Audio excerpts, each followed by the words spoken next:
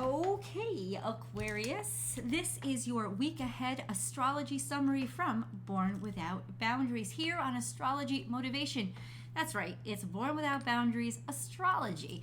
And so we get to dive deep into astrology and focus on astrology. And of course, there's always the weekly tarot card readings. So check that out on Born Without Boundaries Tarot. Please remember, if you're just finding this channel, subscribe and give the video a thumbs up, and feel free to chit chat the whole time. I would love to know how this is impacting you. Something just caught my eye. It was kind of weird. I think it was a reflection. Let's hope. Aquarius, something real big happens this week, and that is the movement of Saturn into Pisces. And why is this important for your astrology? Well, first of all, it's important for everybody's astrology since Saturn is a larger outer, well, it's kind of an inner planet, but it's a global effect. Let's put it that way. Where Saturn is going to impact what we take seriously as a collective, where our focus is going to be. And as Saturn enters Pisces, it's not the most comfortable place for Saturn. Also, Saturn is your ruling dignitary. It is your traditional ruler. Uranus is your current or modern ruler, but they both still very much impact your energy and your day-to-day. Aquarius, for you, Saturn is more the fixed sign dynamics of your character, right? Yes, you are exploratory and you are curious and you are experimental and you like to be unpredictable, but you're also fixed. And that's that Saturnian energy, that sense of, I need my routine. It has to be this way. My comfort zone is the expected and rules, laws, and regulations. Not that you don't like to break them, but that you could also spend an abnormal amount of time trying to defy them, which actually still means that in some ways it's defining you. So Saturn, your traditional ruler, is going to move into Pisces. And that means that we start to take our dreams seriously, and we start to take things like our psyche seriously and our psychic energy seriously. And we now make room for the new, the brand new, as in what isn't defined yet. In other words, taking seriously people's concepts that haven't been amalgamated yet. Being able to really put structure to what has not existed yet. This is a very exciting time. We really haven't been here for about 28 to 30 years. And that means that the world has been stuck without a lot of real creative manifestations for a long time. And we've just sort of been recycling the same old goods. Now Saturn is like putting money into or attributing value to what has not happened yet, or which is a little bit more risky. It's more risky, and Saturn is more vulnerable and has to take more risks when it's in Pisces. It's not really risks, though, if you are attuned to your faith. And what Saturn teaches us in Pisces is to really be a full-fledged grown-up. This means that Saturn has gone through the entire zodiac. It's made a full round. And it's now completed its journey of learning, understanding, and impacting different zodiac signs. It has come full circle. And what you learn then is compassion, empathy, and wisdom. And there is a sense of true maturity when those three really sink in. And so there's such more a compassionate mentality to the energy of law, order, and structure. And by nature, it becomes more expansive and malleable. So that's pretty exciting. That happens on March 7th, which just also happens to be a full moon in Virgo, which begs us to let go, especially of toxic things, unhealthy things that are routines that we have gotten into that are toxic and unhealthy. Saturn enters Pisces as the Virgo energy helps us release toxic patterns, toxic routines, toxic habits, Just because it's our comfort zone doesn't mean it's good for us. Just because it's predictable doesn't mean we're doing it the right way. Those are the kind of themes that we're thinking about moving on from on March 7th. Now, March 7th doesn't sum it up, right? Saturn is going to stay in Pisces for the next 3 years. But it will still be impacting the natal suns of Aquarius 3s. That's right. So you're the third decant. So if your sun is between 20 degrees and 30 degrees Aquarius, your natal sun, and you can check out your natal chart. There's all these apps online that are absolutely free. You don't even have to download anything. It's all websites. So go check that out. Find out where your natal sun is, and you'll know, because really where your natal sun is located is not all Aquariuses. All Aquariuses don't experience the same thing. Why? Because aspects are angles. That's what they are. And 10 degrees changes an angle. 30 degrees certainly changes an angle. Like, that's the difference between a sextile and a square, between a square and a trine, between a trine and an opposition. That can be pretty big. So where your sun is located in Aquarius is very important for you to know, because what impacts your natal sun is going to impact your energy and how you are functioning for that week. So that's what we're going to discuss. We're going to discuss Aquarius. Now, Aquarius 3s, what I'm saying to you is, can anybody tell me the ruler of Aquarius 3s, of third decant Aquarius? Because the traditional ruler of all Aquarius is Saturn. The modern ruler of all Aquarius is Uranus. But each decant has a ruler.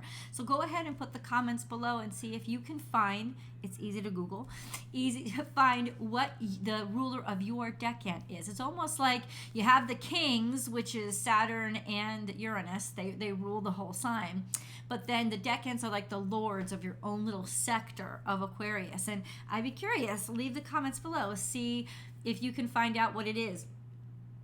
Aquarius 3s. Now Saturn, even though it moves into Pisces, for most of this week, it's still going to be at the end of Aquarius. So especially those of you born between 25 degrees and 30 degrees Aquarius, you still have Saturn conjunct your natal sun.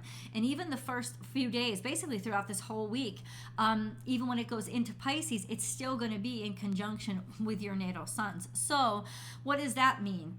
Well, Aquarius conjunct your natal sun, Saturn conjunct your natal sun, Aquarius, means that there's a certainty and a maturity to you. There's also a sort of authority to you. It could also be that you're being bossy or too easily pushy and you don't even notice it. It just means that there's an authority about your character and a certainty about your process, and you feel competent.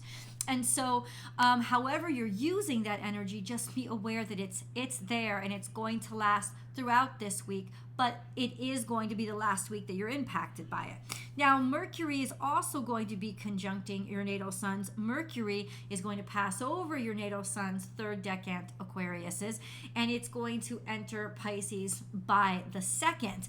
But for the first day in Pisces, it's still going to be also conjunct your natal sun. So between March 1st and March, say, 3rd, your natal suns are going to be conjunct Saturn and conjunct Mercury. So there is a sense of really, really having confidence in your thoughts and your thinking, and really having confidence in being able to put things into a logical order. Great time to take a test, great time to answer questions, great time to interview, because you'll be practical, you'll be precise, you'll be to the point, and you'll also be practiced. You'll also be ready and be prepared, because preparedness is a great energy that comes from that conjunction. That will all pass sort of by Wednesday, by Thursday, but you'll still be able to enjoy that throughout the week. Aquarius 1s, the south node is squared to your natal sun. So it's kind of, your challenge is overcoming your comfort zone. That sense of knowing what you're good at, but always there's challenges that come up to are you confident? Are you confident in your competence? So just be aware of that. Those challenges are made to make you stronger and make you realize, no, I do have this. I've got this. I don't have to even think about this. South Node energy, I'm already competent in that, but I can't overuse it or try to apply it to every situation. And that's another challenge that you will be facing this week, Aquarius ones, to try to maybe get out of your comfort zone a little bit and challenge yourself. Now,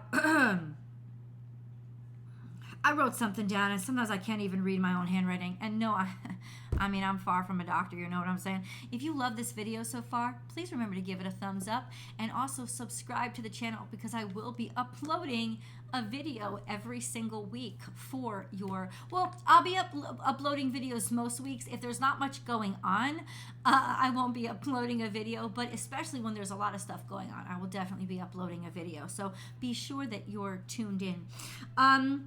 Aquarius 2s, because we haven't gotten to this yet. So you guys are in a really special position, because your natal suns are sextile to a very special conjunction that's happening. And that is the Venus-Jupiter-Chiron conjunction that's happening in Aries. And what that culminates in is a hard-won abundance. Abundance that you've grown through suffering, through pain, through a lot of challenges, and by facing it and by learning from it and growing from it and being able to overcome it, and then abundance comes in, because Venus conjunct Jupiter is probably one of the most abundant energies. And with Chiron in there, it means that you had to work your butt off for it. It also means, in some ways, if you've had any physical injuries, since it is happening in Aries, especially injuries to your head area, you can be overcoming them, or you can be finding a way, opportunities that come from your experiences from that situation. Remember, sextiles mean opportunities are opening from places of suffering or ways that you've grown, right? So that's actually really special and beautiful energy. Aquarius 2s, your natal suns will also be square to Uranus, which is kind of unpredictable. So even though good stuff is happening, it may catch you off guard. It may be challenging to keep up with the unexpected, or in some ways it may challenge your acceptance of the odd and unusual, even though you expect of yourself to be able to be fond of that, you say you want it, but then when it actually comes to you, there's a sense of, I don't know if I'm ready for it. And it's in that energy that the challenge is I don't know if I'm ready for it. How do I get myself ready for it? And how do I make myself uncomfortable with these surprises that are coming at me? And then we have also Aquarius 3s. Again, your natal suns are going to be you're going to be trying to Mars. So this is very comfortable. Mars is in Gemini, so very comfortable in saying what you need to say, taking action through learning and understanding. It could even mean going back to school, deciding to learn another vocation, getting a certification. It's like taking action to learn and grow through education, learning, and intellect, and communication with others, right? Taking action in that area. Now, Uranus is really awesome this week. It is your traditional ruler. It is going to be sextile to the sun, which brings opening and abundance and happiness and surprises, but also opportunities to get noticed and get seen, and opportunities to use your courage. So it will sort of be an infusion of courage for you this week, which I think all of you can use. And that's pretty much it. That's what I wanted to go over with you. Please leave your comments below and let me know how this energy is impacting you. And I will see you hopefully over on Born Without Boundaries Tarot for your weekly tarot card reading. Love you guys.